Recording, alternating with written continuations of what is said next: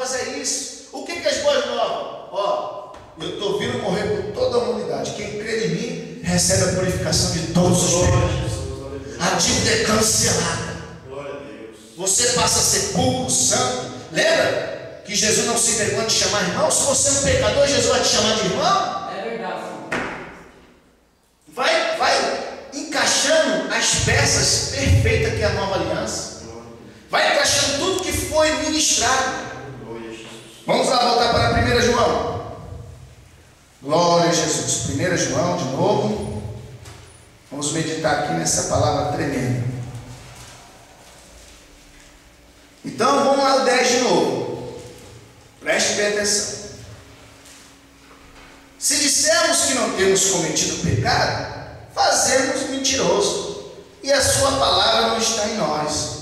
Verso 2, não, capítulo 2. Filhinhos meus, estas coisas vos escrevo para que não pequeis. Ué, como em cima ele está dizendo, se dissermos que não temos cometido pecado, fazemos mentiroso, e a sua palavra não está em nós. Agora no capítulo 2, logo embaixo, lembra que na nova aliança não tinha capítulo nem tema?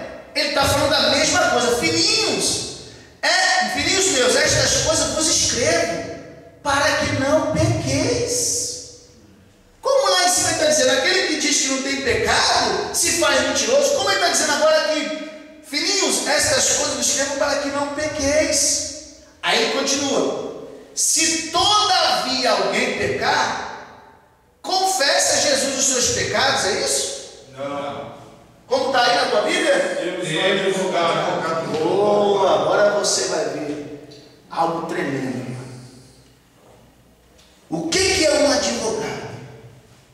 O que um advogado faz por uma pessoa? Defende a causa. Defende a causa.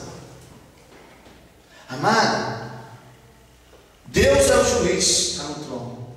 Cristo é o advogado. Você está nessa terra. Se porventura pecar, não é mais uma regra. Na antiga aliança, o pecado era uma regra. Todos pecaram e destituídos estão da glória de Deus. Todos pecaram. Não há um justo sequer, não há quem faça o bem, porque todos pecaram, destituídos estão da glória de Deus. Aí vem Cristo, resgata o homem, purifica o homem, aquele que crê no seu sacrifício, faz mais alto do que a neve, puro, santo. Deus, quando olha para nós, não vê a tua justiça, mas vê a justiça de Cristo em nós. Aí está dizendo, filhos meus, estas coisas vos escrevo para que não pequeis. Então ele está se contradizendo. Primeiro ele disse que aquele que diz que não tem pecado, agora está dizendo para que não pequeis. Pare para pensar, reflita, pense. Como é que o santo apóstolo João está dizendo? Olha, se dissermos que não temos pecado, no verso 8, se dissermos que não temos pecado nenhum, a nós mesmos nos enganamos, e a verdade não está em nós. Aí no capítulo 2 ele está dizendo, filhinhos meus, estas coisas vos escrevo para que não pequeis. Então me explica, João, você está dizendo que eu não pego ou pego? É porque as pessoas pegam um texto fora do contexto e querem trazer uma doutrina para você, enquanto que o corpo bíblico todo mostra que o sacrifício de Cristo te aperfeiçoou para sempre, que você é puro, que você é santo, que você não precisa mais falar, Deus perdoa os meus pecados, que Ele já te perdoou.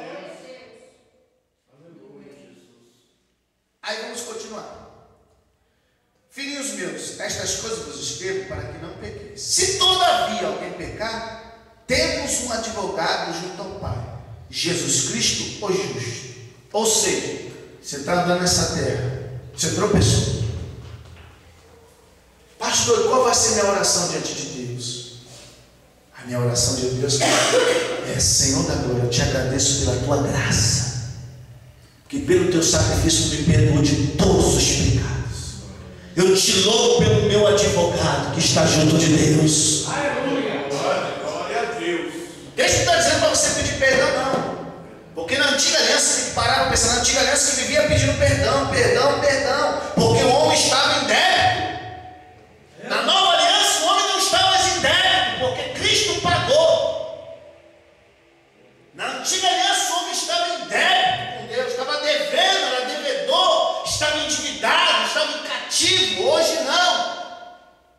Hoje nós não estamos mais em cativeiro. Hoje nós não vivemos mais em pecado. O que um advogado faz? O que é um advogado? Ele presta assistência profissional a terceiros em assunto jurídico, defendendo-lhes os interesses ou como consultor ou como procurador em juízos. Você tem que saber isso. Um advogado, ele pode ser tanto como um consultor como um procurador. O que é um procurador? Eu vou explicar para você. Vamos falar sobre o procurador primeiro. Eu já tive uma pessoa como meu procurador. O que eu fiz? Eu fiz uma carta para essa pessoa, que eu não podia estar lá. Olha só, não podia estar lá. Então eu fiz uma carta para aquela pessoa, eu assinei embaixo, e aquela pessoa foi lá no lugar onde eu tinha que resolver um negócio para mim, e foi o meu procurador, foi me representar naquele lugar. Estou aqui com esta carta, sou procurador do senhor Enoque Nascimento. E ali ela fez tudo que como se fosse eu fazendo. Então o que é um procurador? Cristo, se nós tropeçarmos, Cristo estará no céu. Pai, eu sou procurador daquela vida. O meu sangue já purificou aquela vida de todos os pecados.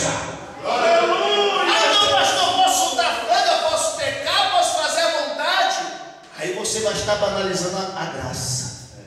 Se dissermos que temos comunhão com Deus e andamos em trevas, não praticamos a verdade. Então você tem que ter cuidado com isso.